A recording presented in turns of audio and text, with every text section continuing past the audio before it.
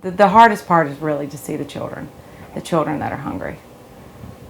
My name is Marcus Scaife. Jennifer Millsop. I'm Cheryl Farrier. I am volunteering today for the first day. Trina Williams, and this is my first day of volunteering here at the Food Bank and the Kids Cafe. I can move boxes and do that. I mean, maybe my favorite question.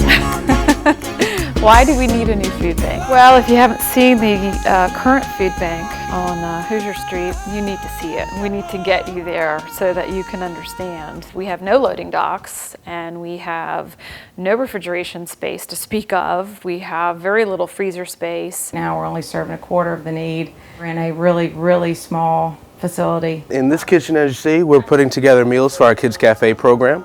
We currently prepare 1,100 meals out of this tiny kitchen every single week. I am making cold sandwiches of cheese and bologna for the after-school program, so we have 135 sandwiches to make. 1,100 meals out of this small kitchen, 4-burner stove, is really tough. It's a little tight. It's kind of difficult to, work at the sink and also do the hot foods like a regular kitchen. Definitely in need of a little expansion in here. But once we get a commercial grade kitchen, something so much more substantial, we'll be able to affect so many more children's lives. For our staff to have to turn away 18-wheelers of produce or of protein is really a catastrophe. The problem that we have is that our building is inadequate. Most of the unloading comes by hand at makeshift docks. For so long, the food bank has struggled to provide service to the community and food to the community in a substandard facility. I don't know how we're doing what we're doing out of the existing facility. We are compromised with what we can keep, how long we can keep it. Organizations have food to donate. They're not able to take it many times because they just don't have the storage space. We are only meeting a quarter of the need, and there's so much more that we can do and that we have to do. It's critical that we get this done.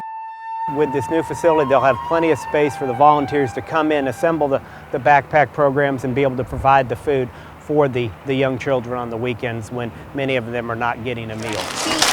On the peninsula, there are 56,000 people that live in poverty. 40% of those folks are kids. That's a tremendous challenge for us. You need stuff to drink, and if you don't really have stuff to drink, you can get stuff in there, and then you also get peaches and that. If your mom didn't go grocery shopping that week or that month, they give you food. Of course, we might not know it just by looking at them, but homeless families, they might be staying in a hotel or living in their car or something like that, and the kids are dependent on that free breakfast, free lunch. They just have nothing else to eat. So on the weekends when they don't have the free and reduced lunch, a lot of times this will help to give them something to eat, to hold them over through the weekend until school starts back.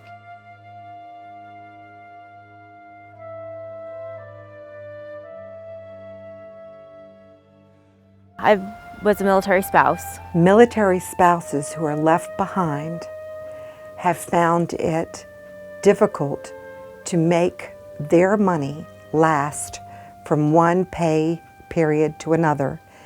Therefore, the food bank has been an essential part of their survival here on the peninsula. I work, and I work hard, and I don't want to, always have to depend on welfare or something like that. I mean, it's been trying out here in Pam, and the program has been, it's been a godsend.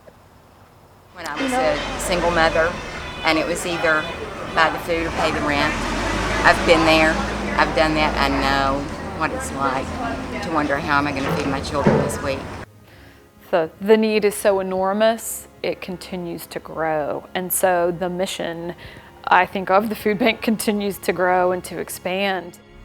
It's amazing. And it's not getting any better. We're seeing more and more. So many of the people that need our help at the food bank are children and the elderly. And so there are a lot of kids that go hungry every day. And our goal is to feed as many kids as possible. To reduce poverty and hunger, I believe will have an effect in reducing crime in our community. I believe it's my duty to help these kids in any way I can. I believe kids should not go hungry. I believe a mother shouldn't have to decide between feeding her children and paying the rent. I really don't think that people should be hungry because there's food all around this world, and I just think that we should share it with the people who don't have it. believe that a child should not have to think about food while learning. And then you say, well, this is why I'm doing it. If I can make a difference in just one person's life, it's worth it. It's so important in society that we help provide this safety net for these families so they don't have to resort to things that may in fact not be legal, may be violent or volatile. Nobody should go hungry, so